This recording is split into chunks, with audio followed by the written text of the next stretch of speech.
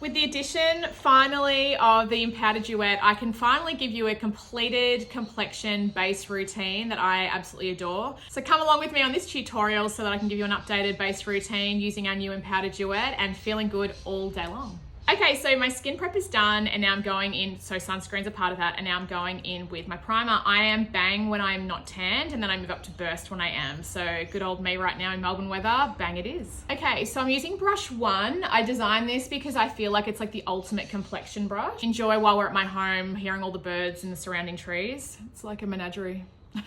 Make sure you get your ears. It's always a disconnection of color there, particularly even if you're wearing your hair up to go behind the ears. In this case for me today, I'm not, so I won't. People ask me if you should use your primer under the eyes. Normally I would say not to do any extra product except for concealer and eye cream under the eyes, but because it's so conditioning and hydrating, I love it. So yeah, go for gold. Because it's a bit of a day of in the office and looking good, I am going to wear a foundation. Most of the time I don't, because I find that the primer and concealer with some blush and contour is enough. But for today, just for the diffused redness, I'm going to use some foundation. So I'll do that off camera and come back. I will give you a little tip though. I do find in master classes that people's brush use, because no one's ever taught you, so no shame here, but just some education. If your brush is pushed to the side like that or splayed out, you're pushing too hard. I might work quite quickly on my face so it looks like I'm smushing, but always I'm just using the tips, the white fibers of the brush. The white fibers are there really as a guide so that you know how little you should be pushing. If you're pushing or your product ends up on the dark fibers, it means you're going too hard. Okay, for concealer, I obviously love to get in there and brighten. If you have under eye darkness, purple, blue tones, any around the face, color correction is crucial. I might not have issues with under eye tones. I have other things going on, don't you worry. But for me, I can go straight into a brightening color. But if you do have that where you need color correction, please. If your products are looking ashy or green or gray, that means you should be color correcting before your brightener. Brush 2, I love this for my brightening and my concealer. I feel like it just gives me a really good access into areas. I call it like the nooks and cranny brush. You can really get in there. But I also really like it because it allows you to get nice straight lines without, if you go with a too big a brush, you're just going to be blurring it all together. So small and precise. If you feel like it's too precise, super normal. That's why we always keep your complexion #1 brush only to be used for your complexion products, because you can go in there and use it as a bit of an eraser. Super easy. Don't go and use your complexion brush with your blush, like your blushes and your highlights, etc., because you're blending all the colors together and you'll end up putting blush all over your face. One of my favorite tricks is to actually use the primer in a darker shade. For me, the one that works the best is Boom.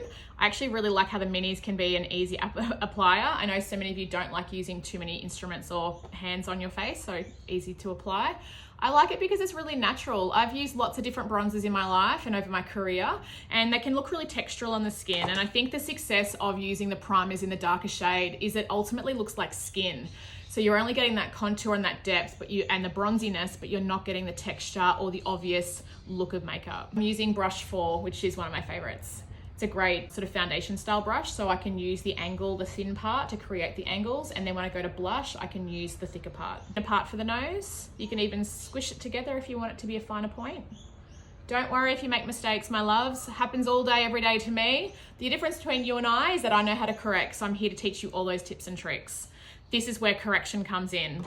I stuffed up my nose, go in there with your concealer brush, she's fixed, soften it off, easy done.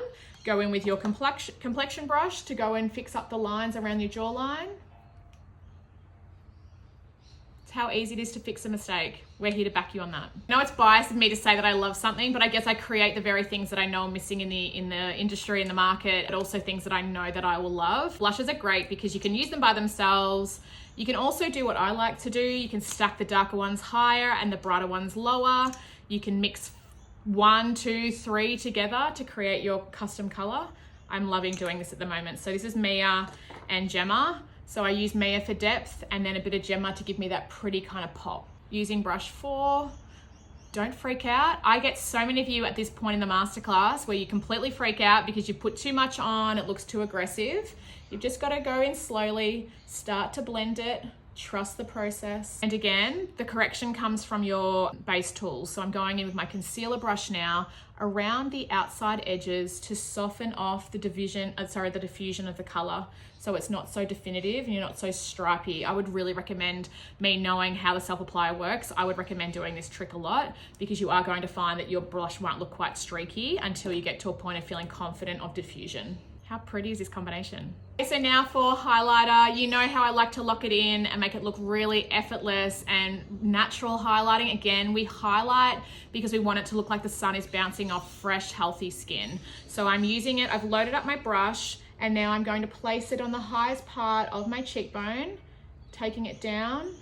And you can see how natural a highlight that is. The water-based quality to this will allow it to look really effortless, skin-like, but also means it's water resistant, so it holds all day long. I also love putting it on my Cupid's bow, tip of my nose, inner corner of my eyes. And even a lot of our customers love using this and the darker shade in Flux on their eyes for like a super natural eyeshadow look. I'm being a bit cheeky. I can't sit here and have this gorgeous base without some lip color. I'm going in with the blushes. I'm mixing Mia and Gemma like I did with my cheeks to keep it very monochromatic. And I'm just gonna press it on my lips. Hyaluronic acid just makes them really juicy and plump. It feels really conditioning. It doesn't settle into lines.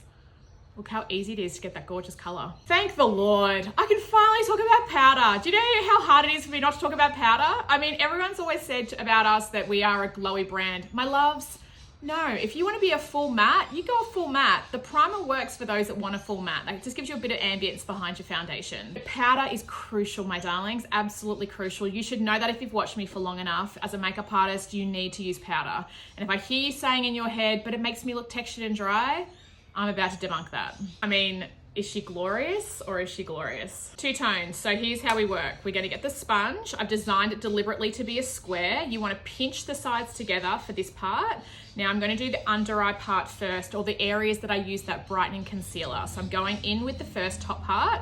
I'm getting into the corner and I'm going to then shape it out. I'm going to press it in lightly. I mean, can you see that? I mean, I know what it does, I designed it, but I mean, it's just so great to see it each time. So I'm using the translucent in the areas that I brightened with the concealer, super important. And again, my big part of developing this product was to make sure it didn't look heavy or textural. A lot of powders out in the market can be very glittery and glowy. We're wanting to use matte products strategically around the face to create balance and use the illumination in the strategic areas. There's a difference between glowy and sweaty. I like to then use the translucent in the area that I took up into my lifting area along my jawline. And I can just see a little bit of this sweaty look on my lips. I'm just gonna pop it there too. Girls who know. And a little bit up here. In those areas, this is where you want to be using your translucent, even if you haven't brightened, because if you use your face powder in like the full face powder, and don't get me wrong, I've designed it to be that you can use top and bottom differently, or if you are lazy and you can't be bothered and you're just not in the mood to do all the things, swirl it together and she's good to go. So something that might not be obvious, but this looks like it's got a fair bit of color behind it. It doesn't. I've designed it to be such a sheer pigment that it should be very, very undetectable on the skin. The only reason why it does have pigment is that you need to have some background pigment to stop any ashiness or gray tones. If you use a translucent all over your face, it'll be too bright on the face. So I've designed this to have a bit more illumination to the face, but without it looking glittery. It's really subtle in its luminosity. It's there and you can see it. It gives a beautiful sheen to the skin, but it's not obvious in its glitter, so it's really lovely. Look at that skin. So last but not least, we are going into Golden Hour Glow. I've got my little mini, I'm obsessed. Obviously I have my big ones everywhere, but these are just great and handy to put anywhere you need. So spraying the skin lightly, depends on how much you want it to be set. And then of course, this is not just to look cute. This is actually deliberately designed to dry down the setting spray. We want the setting spray to sort of reconfigure the way the powder's sitting on the skin. You can still see it's blurred and beautiful, but the setting spray brings back the life to the skin, making it look more lifelike. Okay, my dears, that is finally we can say it's our updated complexion routine with the addition of the Empowder Duette. Something that I'm really proud to present to you guys, and you can see how much of an impact it has on the skin. So I hope that was helpful for you, and enjoy your Powder Duette.